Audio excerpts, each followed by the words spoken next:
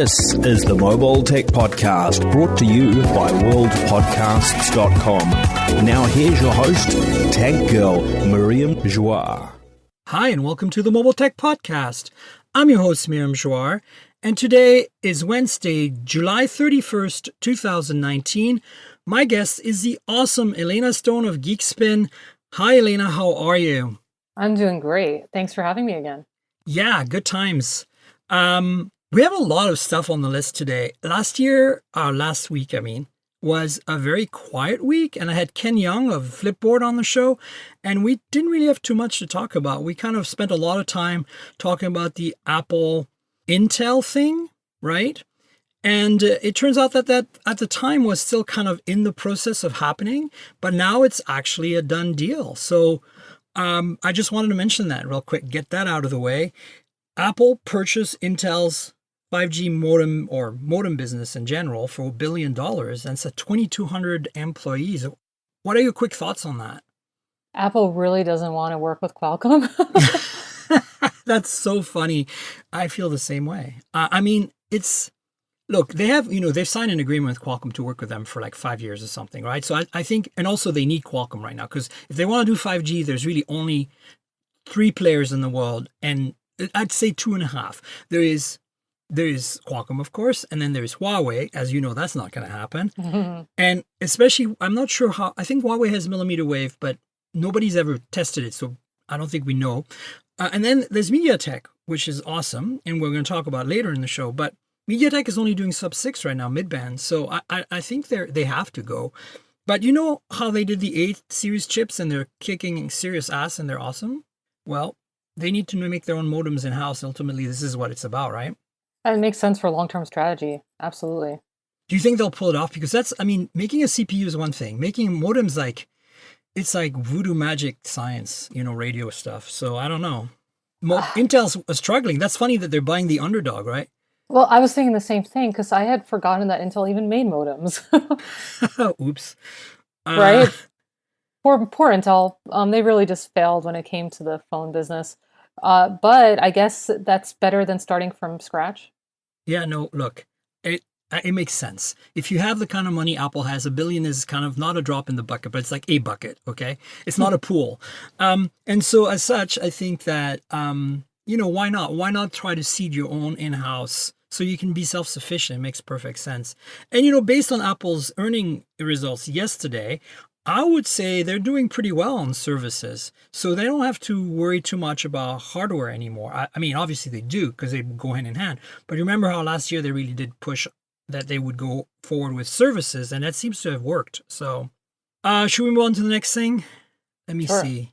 Yeah, Galaxy Fold news. So this is getting a little old because it came out right around the time we recorded last week's podcast. But the Galaxy Fold is set to relaunch in September. Do you have feelings about that? Samsung. They are just, it's, the struggle is real. They keep coming out with cool products and then just failing on the implementation. It's great that they pretty much they're recovering from this pretty quickly, and that they do have a release date that's only a few months after that whole fiasco. But, I'm not holding my breath. Let's see how it goes when they launch in September. I think it's going to be a very quiet launch when it happens. I mean, what are they going to do, right? It's kind of a mess, the whole thing, frankly. Realistically, who's going to buy this? It was already such a niche market because of the price. But now even those early adapters, early adopters, why would they want to spend so much money on something that's probably going to break? I feel like the luster has already rubbed off of this device. Yeah, right now they had to ship something to save face, and it's going to be hopefully good enough to not be a complete mess again. But then they're probably going to be super, stealth about it to make sure that they can focus on all the rah on 2 things. First of all, the Note 10 next week, but also then the Fold 2, which I'm sure might even be called something else, but that they probably have been working on already for quite a while and is going to be their next generation foldable, right? And that's really what I'm more excited about. Me too, honestly. I hope that that's a lot more affordable and a lot more pocketable and a lot more rugged. Yeah, I mean, let's see what they pull off. I mean, remember the Note, right? I mean, the first Note wasn't a failure, obviously. Like we didn't have to return review units, and all that weirdness. But it was a lot of people were scratching their heads, going, "This is never going to fly." And look at us now, right? I mean, we're having not the 10th version because obviously they've skipped some versions here, but the eighth, the seventh generation of the Note launching next week in New York, and you'll be there and I'll be there, so we'll get you tons of coverage, respectively. But I don't know. I think it's interesting that they finally. And I remember also what was interesting is they announced this news about relaunching in September. It was like 9 p.m. on a Friday or Thursday night Eastern time. Like it was like, we really want to get this buried in like the talk show host evening news stuff, right? Mhm. It's funny. Well, it's a little embarrassing for them. It's Well, like an it is, but I awkward. mean, look, I don't know, like, they messed it up. But the thing with Samsung is they seem to mess things up, like the Note 7, right? But then they're like so weird about it afterwards. It's like you can't be weird. You mess up, you fess to it, you do a better job, you go back on a rooftop and say, "We did it, we fixed it, we're sorry." And they don't do that. They're like, Weasley, blah, blah, blah. I think it could be cultural, but I mean, I would say an American company probably would do the same thing. I agree with you. They should just own it. It's like a weird cultural thing in general in corporate world that like if you fail, like it's a bad, no, it's like you learn and you try not to fail the next time and just go out there and just be yourself. It's like, it's just weird. It's like, it just rubs me the wrong way. But it probably rubbed T-Mobile the wrong way too, because they said, "Sayonara, Samsung, we're not going to carry the Fold anymore." That to me was a really big blow. To me, that's like an FU, because you know how they're the ones who discovered that the screen protector thing could peel, and they put a note. They're the only ones. The retail package for the Fold for T-Mobile had a little sticker on the screen that said, "Do not remove the protective layer on top." So their in-house testing found that this could be an issue. Whereas the Samsung units that the journalists didn't have that sticker. Now they might have been pre-production and not have that sticker. But, I think T-Mobile was really gung-ho about it, and they got the carpet pulled from underneath their feet, and they're like, "Not again, Samsung." Oh, I think T-Mobile's being smart, but for Samsung, this is really bad news, especially with the recent merger announcement. I mean, T-Mobile is about to be an even bigger player than it was before, and they just said to Samsung, "We don't want your phone." Yeah, and I don't blame them because look, they were going to sell 10 of them at $2,000, right? And they're probably, I mean, okay, let's say let's rewind. So let's say they were going to sell 100 of them at $2,000 before the bad news happened. The fiasco happened. Now they're probably going to sell 10 of them, right? So like, why would they care? It doesn't matter. Plus the Note Yeah. 10 is going to be the big news very soon. And I think they probably want to put their marketing eggs in that basket, right? Yeah, and I mean, I hear what you're saying, like, and for them, it's just sounds like a headache, like a customer service headache. Why do Yeah. they need it when there's probably not much margin on it?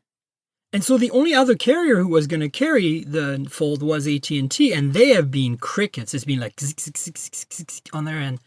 And I'm like, wow, like they don't even want to say anything. Hmm. I I don't guess know no how one that wants to bodes. upset well, at least AT&T is too afraid to upset Samsung. Either that or they're just quote unquote evaluating the situation because they could pull out too, and then the Fold would only be available unlocked from Samsung. And honestly, since it's a $2,000 phone, perhaps that's not a bad way to go, right? I think that probably should have been their strategy from the get-go.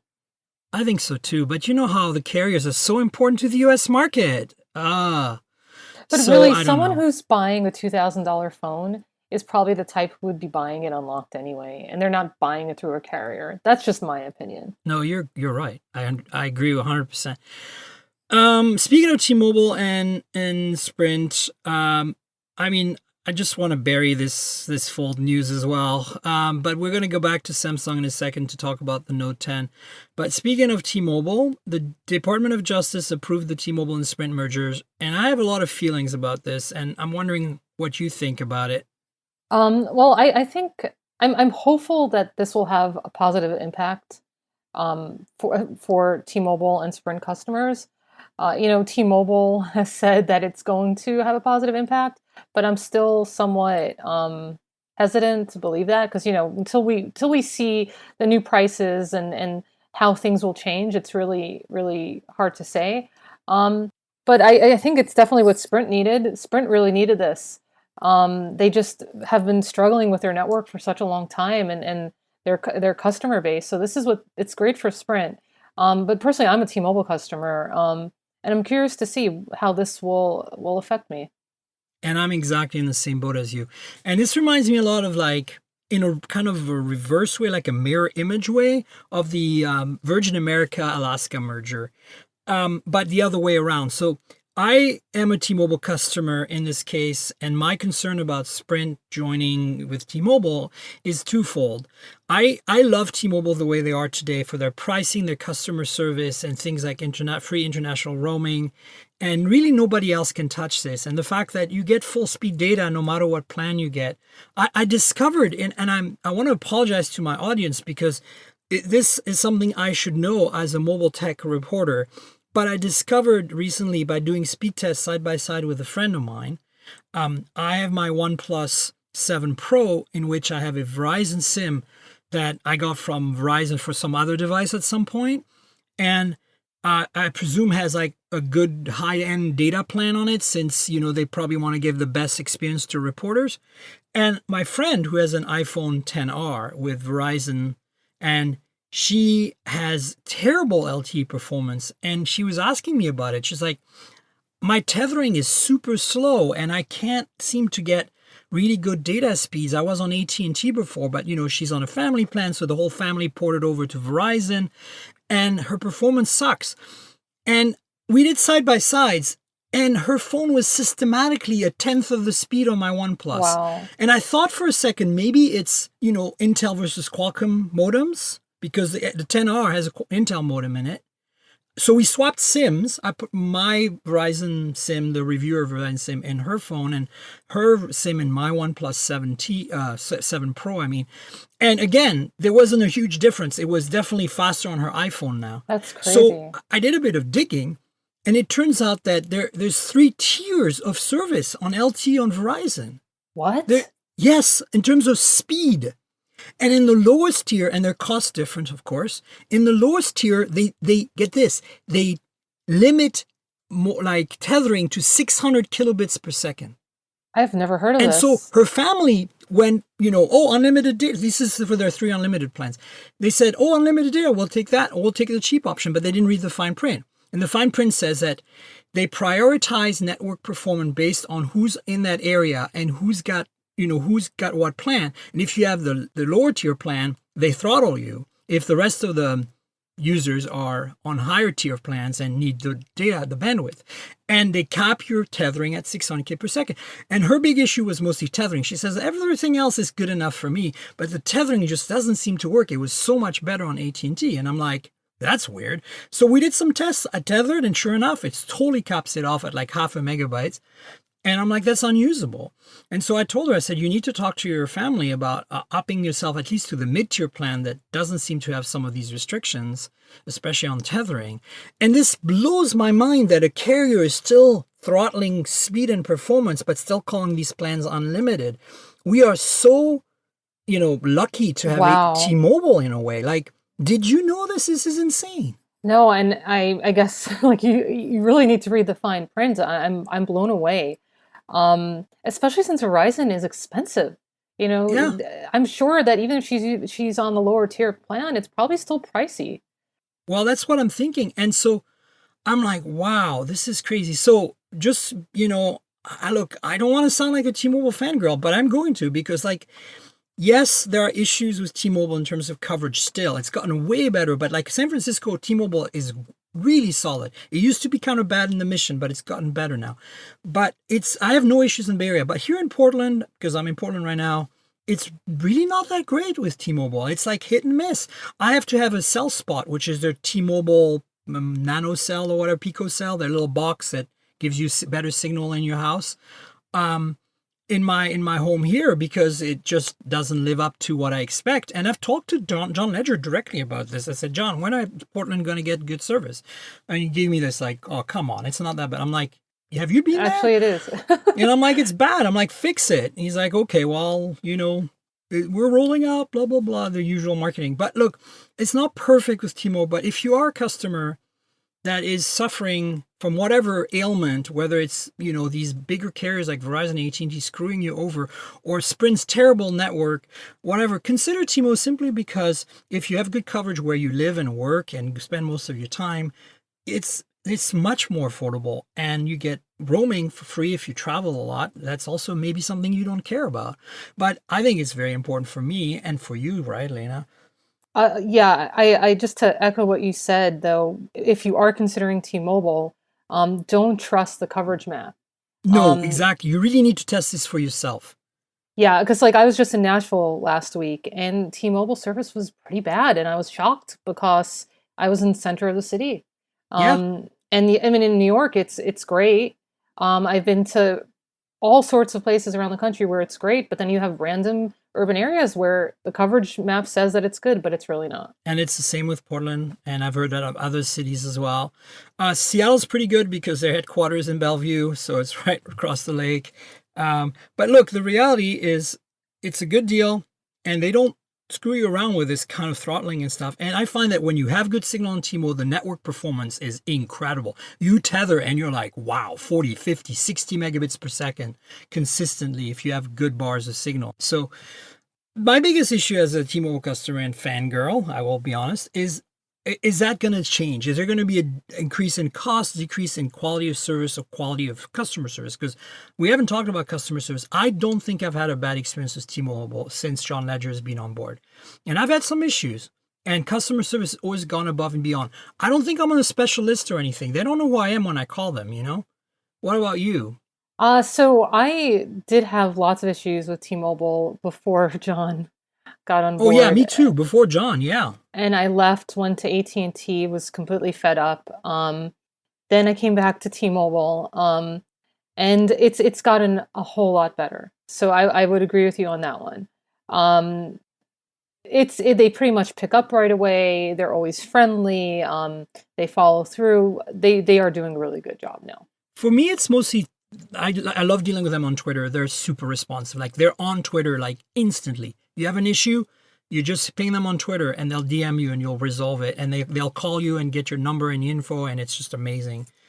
But okay, let's back to my analogy of Virgin America and Alaska. So I was a Virgin America customer, which there are some brands, and I don't want to sound like a marketing person, but there are some brands out there who get it right, okay? T-Mobile right now is one of them. Tesla is one of them. Apple's one of them. And Virgin America was one of them. Virgin America was the best airline in the U.S. by a huge long shot if you were in one of their nodes, like one of their hubs. In San Francisco was one of them. New York was a good place for that. But if you were like in, Alabama, and Virgin America wasn't going to be your thing. But the reality was they were an incredible airline, and when they announced that they're merging with Alaska, or Alaska kind of did basically took them over. It was a hostile takeover basically. Even Richard Branson, was blogged about it and said this is a bad idea. The outcome of this is gonna be terrible. And the end result is here we are 3 years later or whatever, and they've basically wiped out Virgin. There's none of the thing that made Virgin so awesome. Even their planes are going away because Alaska is a Boeing-only airline, and they still have these Airbuses from Virgin America because they have the leases still. As soon as the leases expire, they're letting these planes go. They've repainted some of them, but they haven't even bothered changing the interiors. And as a former Virgin America, status person, it was a nightmare going to Alaska. Instantly, I started having issues with delayed flights, bad customer service. It was just... And I dropped everything and went to United, not because I like United better, to be honest, but because I had already got United. I had a United pool of miles for my international travel because Virgin America didn't really do international travel. They didn't have good partners for that. So I had United already, and instead of having two pools, I consolidated everything in one pool, and now I get to fly, United sometimes, which sucks, but most importantly, I get to fly with foreign airlines in business class, which is fantastic as a United partner. But the point I'm making is that for me, I was very, very upset and trepidatious about this merger. And I think that I'm also very trepidatious and upset about this merger with Sprint and T-Mobile, because although here I'm on the other side, I'm on the product that's the bigger, most popular product. This is also the better product than Sprint, right? So I think I'll be okay. But on the other merger, I knew that I wasn't going to be okay because I was on the better product, but I'm certainly not the most popular product. So I think some Sprint customers are probably feeling that too. They've had really good experiences with Sprint. They really like it, and they're worried that going to T-Mobile is going to change things. My biggest concern is like that Boeing Airbus thing I talked about with Alaska and Virgin America. There's the big incompatibility in technologies with Sprint and T-Mobile merging, because T-Mobile is a GSM only carrier. It has 2G, 3G, and LTE that is purely GSM, whereas Sprint is a mixed mode network. It's got LTE, which is GSM, but then it's got CDMA for 3G, 2G. And worse enough, their CDMA is not like Verizon CDMA that can use a SIM card to work. You actually, if you switch phones on the Sprint, you actually have to go to their website or go to a store and physically swap that MEID over. Otherwise, your 2G and 3G service don't work. And I think even your LTE service doesn't work if you swap SIMs. Yeah, I've been wondering about all those things you just said as well. So that's my concern is like, how are they going to merge these two things? Now, I know that T-Mobile is kind of being hostile in its acquisition here in some ways because they want the spectrum, right? They probably don't care so much about Sprint customers. It's kind of like Alaska. They wanted the hubs. They wanted the access to the airport terminals and to the routes. And they stole that basically by taking that on. But, so I would be a little trepidatious as a Sprint customer, but I think it's going to benefit them because they need to go away from this antiquated, terrible technology that doesn't let them swap phones easily and stuff, right? Yeah. So that's kind of my take, but at the same time, it's such a weird, incompatible world, these two. Yeah. And I'm worried that the growing pains are going to make everything bad, It's certainly an odd couple, that's for sure. Yeah. And when T-Mobile and AT&T were set to merge years ago, that was the reverse. AT&T was the big dog with crappy service, and T-Mobile was, even though it was pre-John Ledger, they still were, I think, a more of a boutique carrier. But the technology made sense. But the technology made sense, exactly. Again, although I was against it simply because, T-Mobile was just a niche player then, and it was they're going to be absorbed basically by the T-Mobile, just like Virgin got absorbed by the Alaska. And so that's the story of mergers for you folks. Beware of the mergers. Yeah. So we talked about the Note 10. The reason I want to go back to that is because the pre-orders are available. You can go and pre-order your Note 10 right now. If you want one, I think it's shipping on August 23rd is what I'm thinking. So starting August 7th, I think you'll be able to pre-order. Guess that's in line with the event that happens. And then the August 23rd delivery. So just wanted to kind of public service announcement here for those of you who are big Note fans. It's crazy that they're doing pre-orders before the actual launch. The times have changed, huh?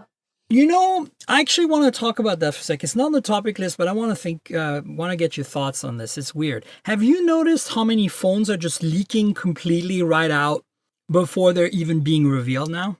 It's crazy. It's really entertaining. But I think that a lot of companies are just kind of embracing it. They're like, can't keep a secret anymore. And you know what? They kind of win either way because they're getting hype and build up before the product's even been announced. I guess, but I mean, I feel like there's a balance here between things you know and things you don't know. So you get a few surprises when you get to the launch event. And we're not getting that balance. We've gone from, Apple, you don't know anything, you find out and boom, to, like the Pixel 4, and we're going to talk about that in a minute, is I think we know pretty much everything there is to know about that phone now. To the point where I've tried to stop looking at the leaks because I want to be surprised. Well, my biggest concern, honestly, is not so much that. I mean, because Google is actually confirming a lot of these leaks and rumors. My biggest concern is that, with Google and their PR constantly changing and stuff, I'm worried that I'm just going to find out they launched the product, had an event for it, and I didn't get invited because some PR regime changed. So I'm trying to keep my finger on the pulse with my journalist friends who are, have a bigger reach and have a stronger relationship with Google to make sure that I don't miss out on whatever invites are being sent out for the event, because we're all assuming October, but that's an awful lot of leaks and confirmed features from Google in July already. That is a very valid Three point. more months? I don't know. Maybe they're going to launch this thing in August when I'm at Burning Man. That would suck, but oh well. If I were them, I would do it around the iPhone launch time to compete better.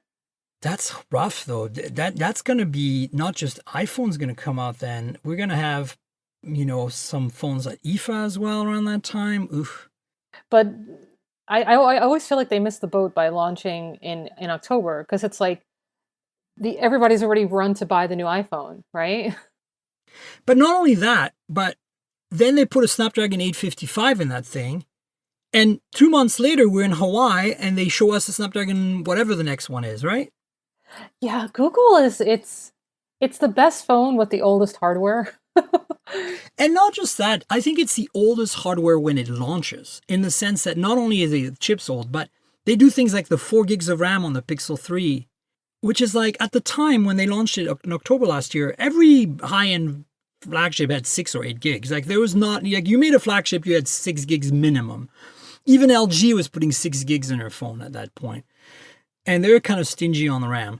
And here they are, on stage going off. We don't need more for the 4 gigs. We're running pure Android. It's optimized. And I'm like, no, screw you. It's not. I'm using the Pixel 3 XL, and daily I'm getting frustrated because of the RAM limitations. It really slows down the phone. And I love so much about the Pixel. The camera's phenomenal. The UI, I love the clean Android UI. I love the regular updates. But it's so frustrating when I try to launch the camera and it's freezing, or when I try to switch apps and it's freezing. And I'm like, this does not happen with any of the other flagship phones that I'm using. No, I know. And that's and then the other thing is, here we are now. I've got a phone in my pocket, Xiaomi Mi 9T, which is basically flagship specs, has Snapdragon 730 in it, which is just below the 800 series, has 3 cameras in the rear, wide angle, tele, regular, with that crazy 48 megapixel Sony IMX 582, 586 sensor that's on everything, has 4,000 milliamp hour battery, has a glass back, has a headphone jack, has, pretty NFC everything, and costs $350. Wow. Okay? Like, I do not think Google has any excuses to have the camera is amazing, but I don't want just a single lens. I want that creativity options. I want to have what I can do with a OnePlus 7 Pro or Galaxy S10 or what's becoming the standard, or even trickling down to $350 phones right now. It's like, why don't you give me that? And then, it looks like it's going to have 2 cameras on the back on the Pixel 4 now, maybe 3. It's hard to tell. We're not sure. But if it was just 2, I'd be pissed again, because it's like that's last year's stuff, right? Well, they kind of play the Apple game, because Apple's always behind most of the other flagship carriers, right? Like, so they're not that different. But it does seem like they're even, like, hardware-wise, they've even fallen behind Apple. Which is something all in itself. But at the end of the day, the Pixel is still one of my favorite phones. No, it's a great experience. I absolutely agree. But ultimately, we'll see what happens. The latest rumors, or not rumors actually, because Google actually posted about this. It looks very clear that the Pixel 4 will have the first implementation of a face unlock feature on an Android phone that actually is secure, meaning that there's many phones with face unlock, Android phones today, including some that use a proper time of flight, like 3D sensor, like the LG G8, like the Mate 20 Pro from Huawei, like the Oppo Find X. They all use a proper 3D scanner that's very similar to what's on the iPhone. But none of these phones, including the cheaper phones that just use a normal front-facing camera on Android, are able to securely unlock your phone, because it's not baked into the OS. And what I mean by securely is, if you've ever had an Android phone, you've tried to do face unlock and then do a payment, it will ask you to either use your fingerprint or type in your PIN to unlock for payment, even though you just unlocked it with your face, because it's not considered a proper secure unlock. So there's kind of two levels of unlock on Android phones because of that. One is just to unlock your phone, and one is to unlock payments on your phone. And fingerprint does both, but Face ID so far only does the first and not payments. And so what we're looking at here with the Pixel 4 series is that finally something like Face ID on the iPhone might be used, and it might be the only way to unlock with biometrics, meaning there might not be a fingerprint reader under the display. There's certainly not, from the leaks, a fingerprint reader in the back of the phone. And so there could still be one in the display, but I have a feeling this is going to be like the iPhone 10 series. It's going to be the first Android phone with only Face ID, and it's going to be secure Face ID baked into the OS that lets you tap to pay with your face. And I'm excited about that. I think you're probably right. What do you think? Are you excited about that? You're an iPhone user, right? Actually, I'm no longer an iPhone user. So you switched to the Pixel permanently? Yeah, I have. Wow. But it wasn't without frustrations. And one of the things that was hard for me in the beginning was giving up Face ID. So that's exciting to you, right? Yeah, no, I can't wait to get back to it. But I think you're probably right that they probably are giving up the fingerprint reader. Really, once you have Face ID, and if it's a reliable Face ID, you absolutely don't need that fingerprint reader. And I agree 100%. I think it's fantastic. I'm looking forward to it. This is the future. David Ruddock from Android Police has been tweeting about this, saying, screw you all with your fingerprint scanners. This is the way to go. And I agree. Like, it's a bit of an adjustment if you're an Android user. I'll give you that. But once you have, like, I've used iPhones with it, and once you have it, it's like, of course, it's the way to do it. And there's only one scenario in which I see this being a pain. And that's if you have a fingerprint reader on the back of your phone today, like the Pixel 3 series do. But as you know, not many flagships have it in the back anymore. Now it's all under the display. So this only applies to a few flagships like the Pixels, the current Pixels. What I love is that I reach in my pocket, right? My phone is always like face towards my thigh and back towards the pocket, right? So I just slide my hand in my pocket and I touch the fingerprint reader with my index as I pull out my phone. And by the time, even before I look at it, it's unlocked, right? That's a very good point. That is the only time that I like to have a fingerprint reader, but it has to be on the back of the phone for that to work. Yeah, I hate it when it's on the front of the phone. I find it horribly unergonomic, yeah. I mean, the rear is the way to go, or Face Unlock. And when Face Unlock works like it does on the iPhone 10 series as well, that by the time you will look at the phone, it'll be unlocked. My only gripe with the iPhone is that you still have to swipe up. What I'm hoping is that there is a way so that you're like literally looking at your home screen by the time you look at the screen. You know what I'm saying? You're not even having to swipe up. It's like you're in there. I hope you're right. That would be the way to go. I would say, though, if anyone can pull it off, Google can. Yeah, and actually I thought they were going to do it for the Pixel 3 last year. Remember all these leaks of these massive tub-size notch? I was like, yeah. I didn't think that second camera was a wide angle for the front-facing selfie stuff. I thought it was that kind of 3D sensor like Face ID on the iPhone, and they were actually going to give us true Face ID. But no, it didn't happen, and maybe it's finally happening this year. So that's actually confirmed by Google. The other thing they confirmed is that they have that Soli chip, S-O-L-I, for that's basically a fancy radar chip that lets you detect gestures, kind of like what the LG G8 did, but instead it'll work, right? Hopefully.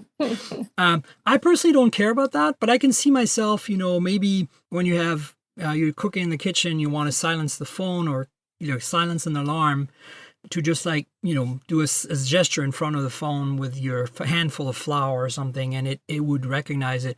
But as you know, on the G8, which I reviewed for you, it's terrible. It's impossible. It's unusable. Yeah, that was a very bad first experience for that type of technology. I mean, I just couldn't recommend it. So, we'll see how it goes. But that's the latest Pixel 4 news, folks. We're still on track, hopefully, for a October launch at this point. We're not sure. Moving on to other interesting news. We talked about MediaTek earlier. And MediaTek launched a new chip, the Helio G90 and G90P. I have to dig in a little bit to find out what the exact differences are for it. And I'm going to put in the show description a whole bunch of links about everything we talked about, including one to Hadley Simon's Android Authority. Hadley is one of my favorite writers when it comes to like the bolts and nuts of chips. And that story will tell you everything you need to know. Basically, MediaTek launched a new chip for phones, like SoC, that's competing directly with the high-end Qualcomm chips in terms of gaming. So this is a gaming optimized Helio chip, the G90 and G90P. And it's going to be very interesting to see how it performs in real life. On paper, it looks incredible. And Xiaomi has already committed that they're going to offer a gaming phone using that chip. Sorry, the other chip is not the G90P, but the G90T. So G90 and G90T. And, Xiaomi makes the Black Shark series of gaming phones, and so they've committed they're going to make a gaming phone with this chip already. So let's see if the next Black Shark has that feature, or if, like Xiaomi likes to do, they spawn off another brand to do this. Who knows? What are your thoughts on this? Well, I think it's great that Qualcomm gets some competition, but it's also interesting that Xiaomi is using this because they made such a big deal at MWC about them working with Qualcomm. And it was like they were so proud, they were gushing, and a couple months later they're like, and now we're working with MediaTek. So it just seems a little bit awkward.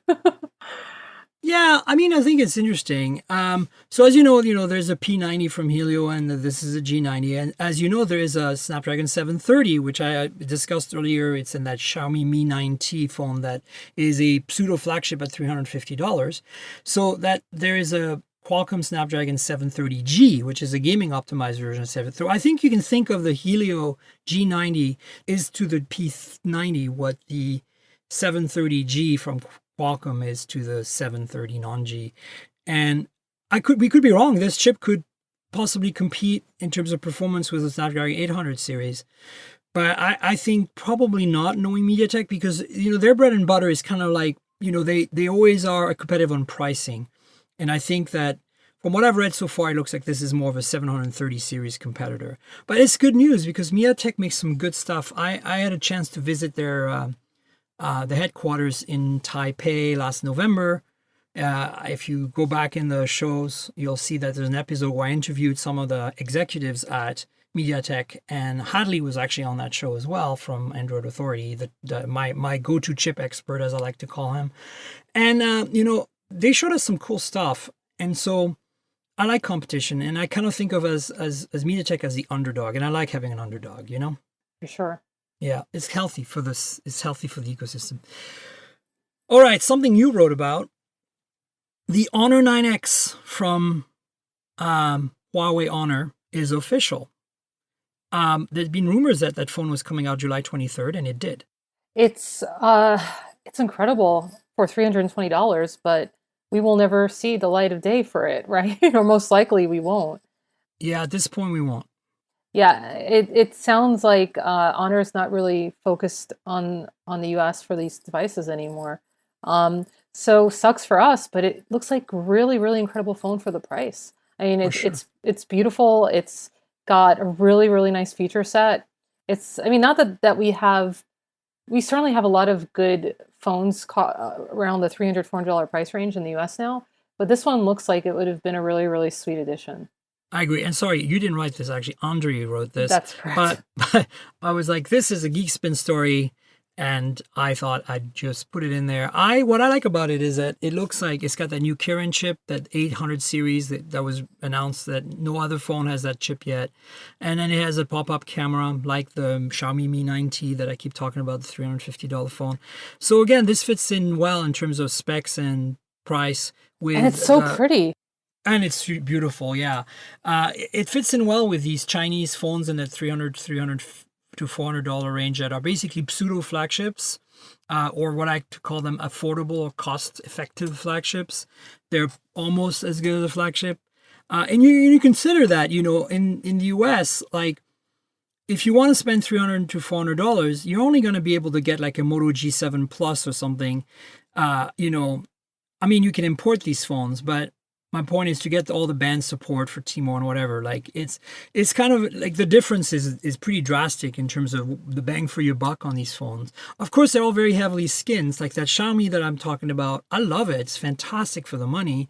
It's super shiny in the back too. It has this really cool pattern, just kind of like the Honor 9X, but it's very very skinned. And so is Huawei's not too bad, but it's still Honor, Huawei's kind of the same. This phone looks really great. Last year, the 8X didn't really come to the US either, and for the money, I thought it was a great phone. I got a chance to use it on that MediaTek trip to Taiwan. Since it didn't support US bands, 3G and 4G, but it worked in Taiwan properly, so I actually got to use it for the week I was in Taiwan, and that was kind of like my 8X experience last year. Because the higher-end chips from Huawei, the Kirins, 900s and stuff, they support US bands. The modems are pretty broad in terms of their international roaming coverage, but the cheaper chips like the 7 and 600 series, that Kirins, they didn't do that. So the 8X didn't work in the US unless you, I think you had to buy like a certain SKU, which is not what I got as a review unit. And then this 800 series hopefully is a new chip that has a modem that supports more bands, so that maybe when that phone comes out, we can buy gray market on GearBest, which is one of my partners for if you want to buy a cheap phone. I've got all kinds of GearBest deals. You should check that out. And then, we'll see how it happens. Maybe it'll even end up on Amazon, right? Yeah, I remember the Honor 7X, and it was such a great phone for the money. For the money at the time, yeah, definitely. And yeah, I think, I don't know, I think this is great. I'm really gung-ho right now about that $300, $400 price point. Those phones that pack almost the full-on specs. And, some of them, like the Redmi K20 Pro, is a clone of the Xiaomi Mi 9T, but with a Snapdragon 855 for $50 more. So it's on paper a flagship, basically. So it's kind of amazing how Xiaomi has all these different brands and in a way, Huawei and Honor have these different brands, and they kind of repackage the phones, and it's just fascinating to me. I kind of love it secretly. Yeah, maybe not so secretly since I'm telling you all. Android, Google has a new Android Auto update that came out, and apparently it's a bit of a revamp of the interface. I'm not using Android Auto or CarPlay in my cars because, well, all my cars are old except for my Tesla, and my Tesla doesn't support Android Auto or CarPlay because there's honestly a much better built-in system, and with the Tesla app I can fire off things to the system. So if I'm looking at my Google Maps on my Pixel 3 XL and I want to go somewhere, I look it up on Google Maps and I can just send it to the car, and nav in the car has it. So I don't really need the support of these. But have you used any vehicles with Android I Auto? have, and I always felt that Android Auto was kind of behind Apple CarPlay. It just wasn't as intuitive. So I think that this was a much needed update. It's cleaner, and it's also better for multitasking. There were just some things where Android Auto failed, and I think they finally addressed it. Yeah, I hear that one of the things about this is that it supports non-touch screens much better. So like if you have one of those cars that has like that weird little hockey puck thing in the center console that, you can move around, or it has like one of those, like Lexus has this thing where like it's like a joystick. You can actually use it now, which is really cool. Again, I don't have much practical experience, even though I don't need it in my life because, like I said, my Tesla system is really great and I can interface through the app with it. I do understand that for some people, this is a great solution. And honestly, considering most in-car entertainment systems kind of suck, having Android Auto or CarPlay is a really good option, and I support it wholeheartedly. So them updating it and making it more broad and catching up more with Apple CarPlay, I think is good news. So I'll link to an article by my friend Roberto Baldwin on Engadget. Roberto does all the car coverage over there. He's actually going to be on my podcast in August sometime. We're going to have a EV special where we're just going to talk about all the electric cars that are out now and all the ones that are coming and what we think of the state of EVs, because this is a mobile tech podcast. It's about mobile tech, and mobile tech, sometimes you can step into it instead of putting it in your pocket. So stay tuned for that. Roberto will be on. I think there's a couple of more things I want to quickly talk about. The one that kind of stuck out for me was Oppo releasing a prototype phone with they claim has more than 100% as screen to body ratio.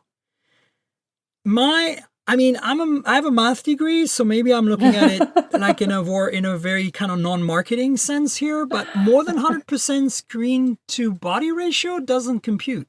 I I reacted the same way. But hey, this is Oppo we're talking about, right? Um, maybe something got lost in translation. I don't know. Either way, it looks really the concept, even if it's at 100%, which is most likely what they're talking about, would be Yeah, amazing. And it is. I mean, yeah, basically what they're saying is that the screen, you know how the Samsung and the Galaxy phones, the most recent ones, like since the 7, and then the OnePlus 7 Pro have that, and the P30 Pro and the Mate 20 Pro have the display that kind of like curves around to the edges, right? A little bit like kind of has that edge thing. Imagine taking that to the next level and making it almost like a complete 90-degree bend. It's I think 80 degrees in this phone. So basically, when you look at the screen from the front, if you have very, very small top and bottom bezels, then you don't see an edge at all on the edge anymore. Like the left and right sides are just glass and screen all the way to the edge. And the reason they're calling it more than 100% is because then it waterfalls into the side of the phone way more than Samsung does. So basically you have 5mm or whatever, maybe not 5, but 2 or 3mm of screen actually on the side of the phone. And I'm like, do you really want that? I'm skeptical. I mean, do you think it's just a party trick? it's until I see it in like a real a real device, I can't give a verdict. Yeah, it just looks really weird to me. So I'm just like, I think it's just the way they're marketing it, just making me like cringe a little bit. I welcome experimentation, though. I welcome us trying new things, and my biggest concern here is obviously that Oppo is just doing it to show off, and that when we finally get phones with it, imagine dropping that on its side. Yeah. Well, I feel like Can't be a good thing. that's like 75% of the phones out there right now. At least I the mean, it's flagship. already like that, right? Because Yeah. of the kind of waterfall edges that Samsung has. But imagine if it's almost the entire side is glass. It's just like, oh, ouch. All these phones are beautiful and they all have to go in cases. That's all Which is there is sad, to it. right? I It is. know. It is. It's which personally I actually don't like curved edged phones. Neither do Um, I. I mean they're beautiful and they seem fun at first, but then I rather just have a flat display. Yeah. Yeah, I agree. I feel like I'd rather have very thin bezel and a flat display because at this point I don't really need to see it. Gives me the edges always give you these optical aberrations, right? Like you have the weird reflections and things, and then you have the the what's it called, the accidental touches that you get on the edge all the time, right? Yeah, that's I mean, the software takes good care of it on good phones, but on some phones it's not so good.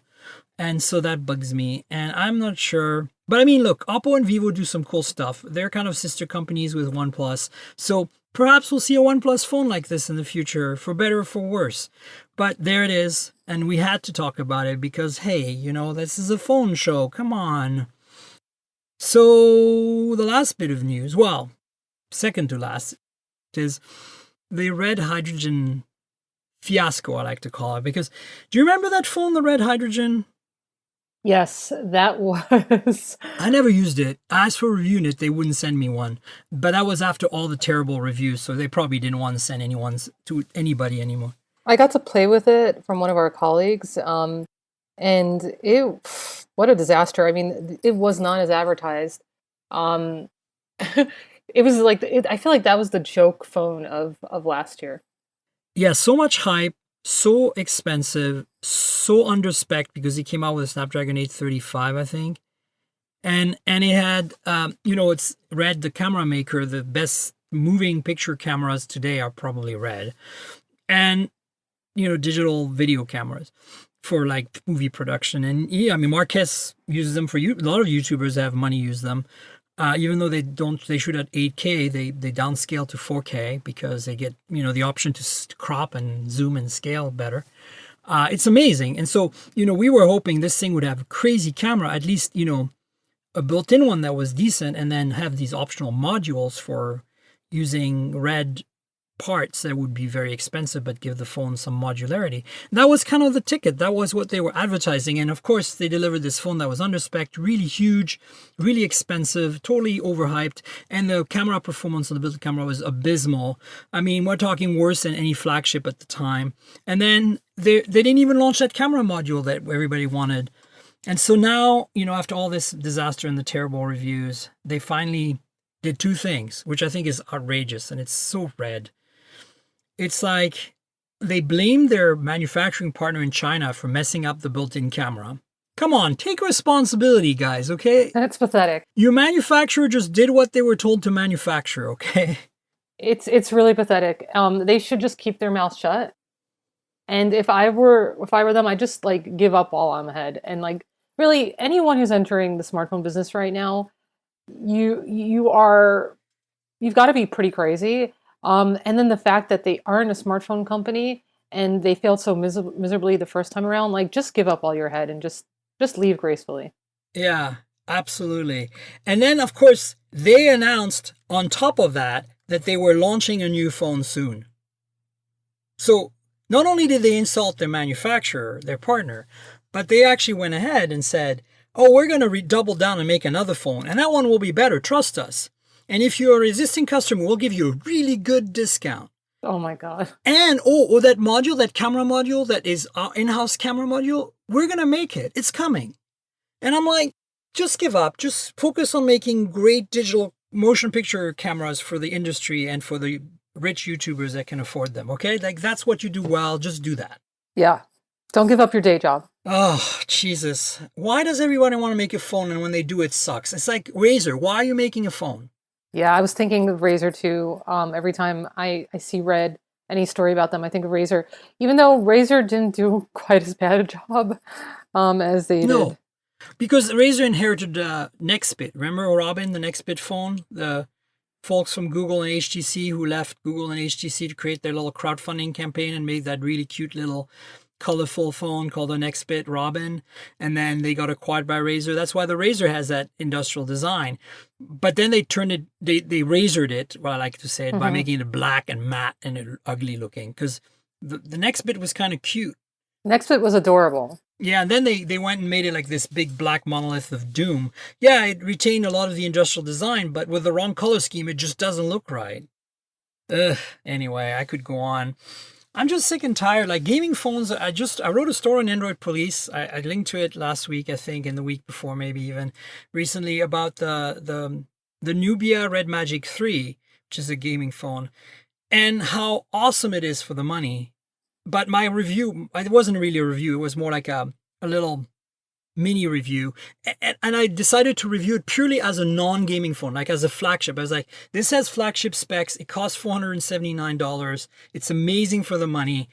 What if you don't want a game? What if you buy it purely as a flagship and you want to use it as a everyday phone? And it turns out it was a fantastic experience. It was a the only thing that sucked was no NFC, but if you don't use Apple, Android, whatever, Google Pay, you're fine. And the reason I'm bringing that up is because the Razer is discounted at $500 now. But when you look at how much worse the Razer is as a phone, as a gaming phone even, you're like, why? The Chinese are going to own the gaming phone market. And maybe they're going to duke it out with the Taiwanese like Asus, with the recently announced ROG Phone 2. But I don't think that Razer has a leg in this. They should just fold out of the phone business right now while they can still do it, in my opinion. I agree. It's ridiculous. Let the Chinese duke it out, because you'll never be able to beat them.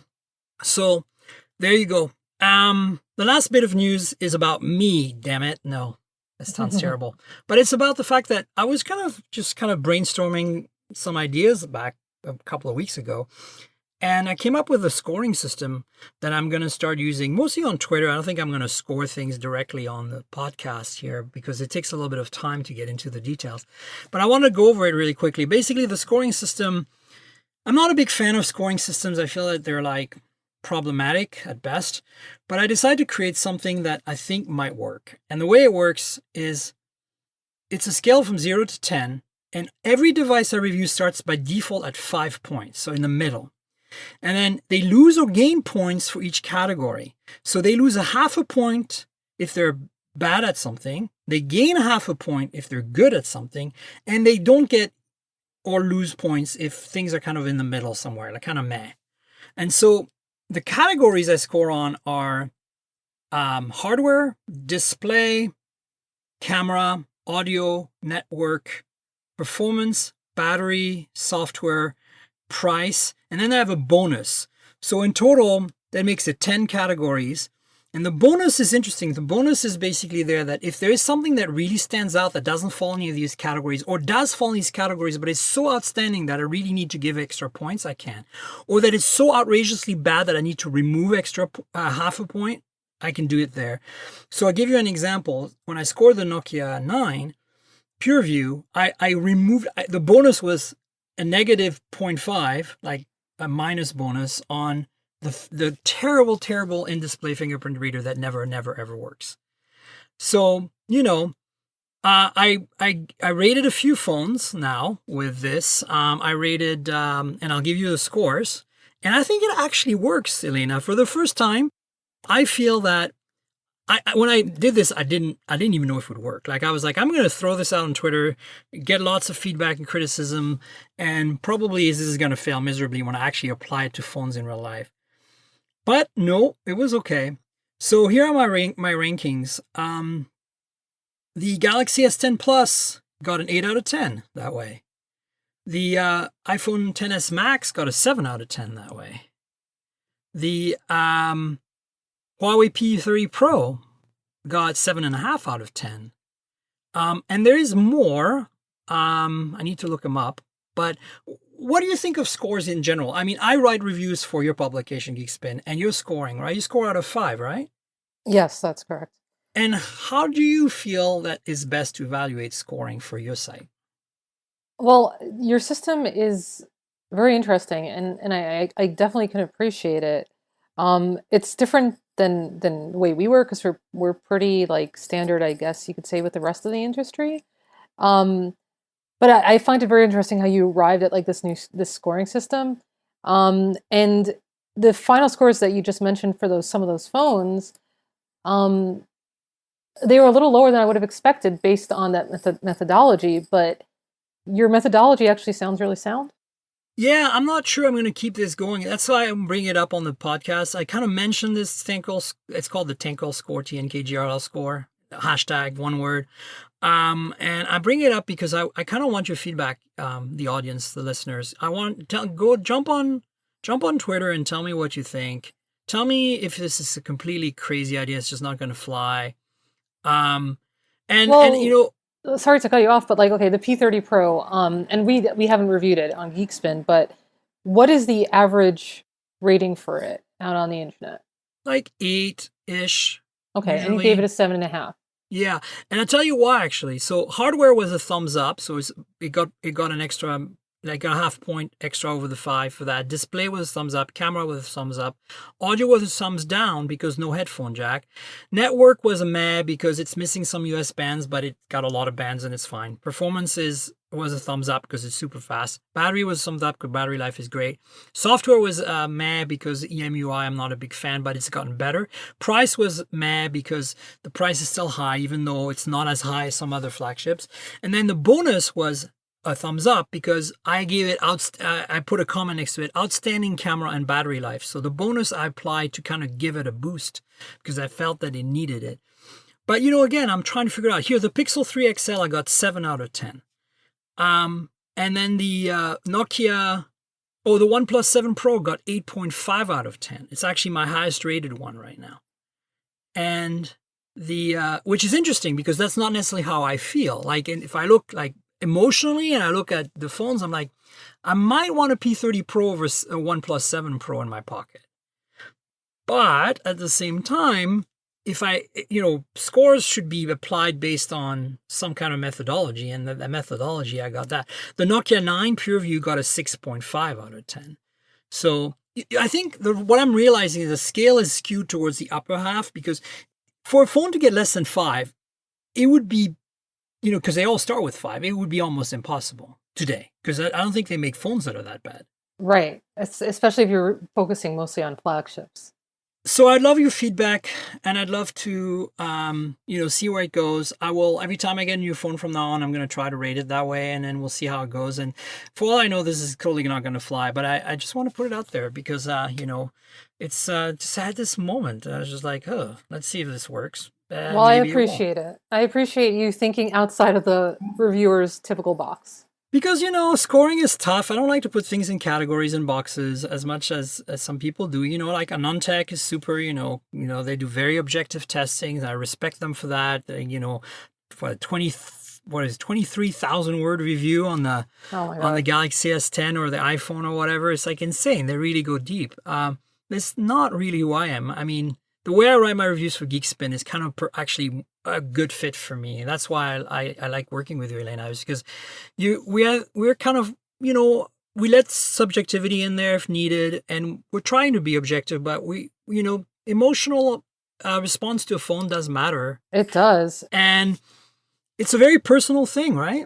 I think, and what we were saying about the Pixel, like, I'm using the Pixel now currently as my primary phone. And I love the OnePlus 7 Pro too. They're both my go-tos right now.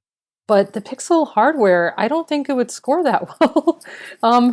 It probably wouldn't get it probably would never get a 9 in 2019, according to your scoring system. Oh no, it couldn't, because I try to keep software into account, and photography has a big impact too as well. So you're saying it could get a good bonus, and maybe it could get pushed up to like a really high score potentially. Exactly. In fact, when if I look at the notes for my Pixel 3 XL, like the bonus was the camera, right? I mean, it got the bonus on the camera and the software updates. So it did get a bonus. All right. But it did lose a lot for not having headphone jack, for having, in terms of performance with the RAM, right? That was a big ding there. So it lost a lot, and then it gained back a lot. So what is the score according to your scoring system? I'd have to look it up again. I think it was 7 or 7.5. I think it's 7.5. Let me bring it up again. So but based on that sort of like thinking, you gave it a 7.5, yet we both still love the phone. So it just shows that you can't, like, it's hard, right? Right. It's like you said, it's subjective. There's emotion. There's so many things going on that like a rating doesn't always say everything. Exactly. And I respect people want to do benchmarks and stuff, but I feel like that's kind of why I like writing reviews for GeekSpin, is because like we don't worry about benchmarks. We really worry about, what's it like to use every day? What's your, how are you going to feel about the phone in these different categories, more than how is it on absolute value right now? Because if you look down, like the Pixel 2 at one point was a great phone. Would you want one today? No, right? Like, I mean, because the ship has sailed, as it were, right? For sure. And that's because Google uses old hardware. Yeah. And so let's see, I'm actually going to go back to it. The Pixel, it was 7 out of 10. So, doesn't look that good on paper, but at the same time, it's a good reflection today, because should you buy a Pixel 3 XL or 3 right now? I don't think so. I think you should wait for the Pixel 4, or if you are needing a Pixel today, like you have an XL and it breaks and you need a phone, it needs to be a Pixel, buy a 3A to hold you over, right? I have a 3A and it's fantastic. I feel like it's 95% of my Pixel 3 XL. I agree with you. I have the 3A as well, and it is a great phone for the money. When I started to see around New York, they have those advertisements like comparing it to the iPhone, like iPhone $1,000 and Pixel 3A $399. And first I was like, oh, come on, that advertising is a little bit grotesque. and then I was like, actually, you know what? For the average person, the Pixel 3A is an excellent phone. It's an excellent way to like migrate off of iPhone to Android without feeling overwhelmed, because the Google's clean version of Android is so clean that it's actually close to the iPhone UI, or as close to the iPhone UI as you can get on Android.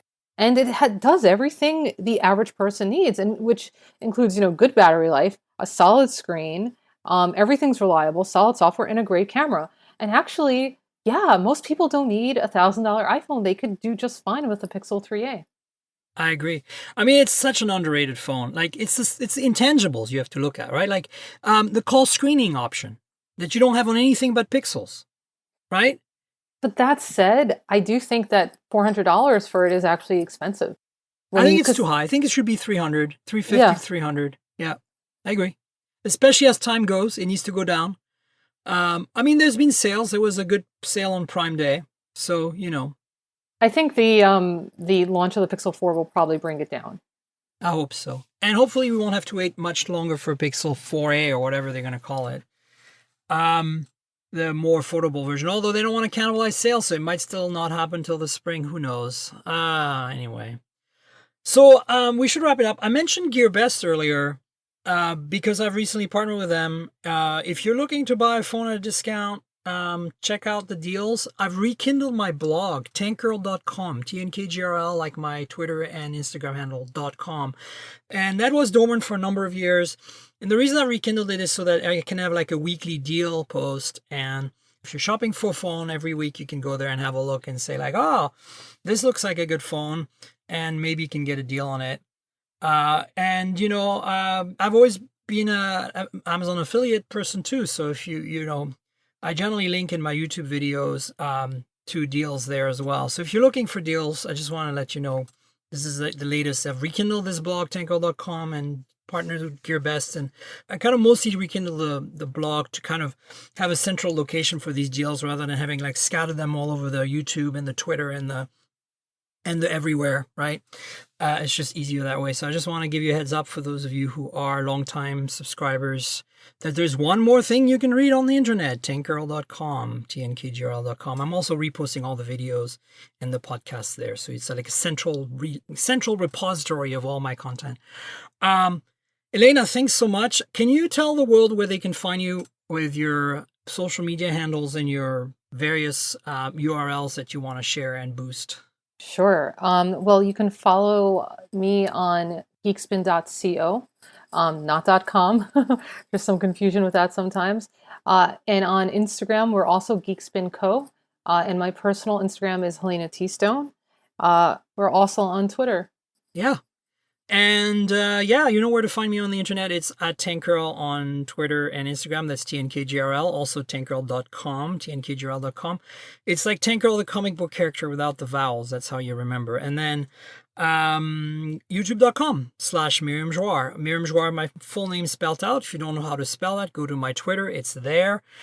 Basically, if you type my name, full name, first and last into YouTube's search bar, you'll find my channel. Lots of unboxings, some hands-on, some reviews, some interviews, that kind of stuff. Whatever I can feel like putting in there. I'm also started putting the podcasts in as a YouTube video inside of the channel as well, so that if you don't want to subscribe through the standard podcast apps, you can do it on YouTube. There you go. Speaking of, if you do have a podcasting app and you want to listen to the show, if you just happen to stumble upon this show and you find it interesting, mobiletechpodcast.com. And of course, you can subscribe on Apple Podcasts, Google Podcasts, Pocket Casts, Overcast, Spotify, TuneIn Radio, a bunch of other places like that. Finally, I want to thank our sponsor, Audible.com. Audible sponsors this podcast and many others, but we're very happy to have them on as a long-term sponsor. If you don't know what Audible is, they're a audiobook platform. They're the audiobook platform. If you like to listen to books, maybe you can't read books because you're a delivery driver and you're busy all day driving around, dropping off those Amazon packages, and you want to listen to all kinds of good books, they're a good place to do that. Also, a lot of the books are read by their authors, which I think is great. They have a really good selection. Check them out, audible.com. If you click in the show notes in the description there'll be a link to a deal specifically for you folks, for the listeners of the Mobile Tech Podcast. You get a free month, of course, to start, like everybody does. But at the end of that free month, if you don't like it, you get to keep one of the books. So that's nice. But I hope you like it enough to subscribe and stay on. And if you're not already an Audible subscriber, please consider clicking through the link so that you can give the podcast some love. It's audibletrial.com/mobiletech. That's audibletrial.com/mobiletech. And I want to thank Audible for being this awesome partner that we had sponsoring the show for a while now. And Helena, thanks again for being on the show, rocking it like a rock star you are. Thanks for having me, as always. Absolutely. We'll have you on again soon. And next week, we'll have another show. And then stay tuned for that. Cheers, everybody. This has been the Mobile Tech Podcast with Tank Girl, proudly presented by worldpodcasts.com. You can visit us online at mobiletechpodcast.com.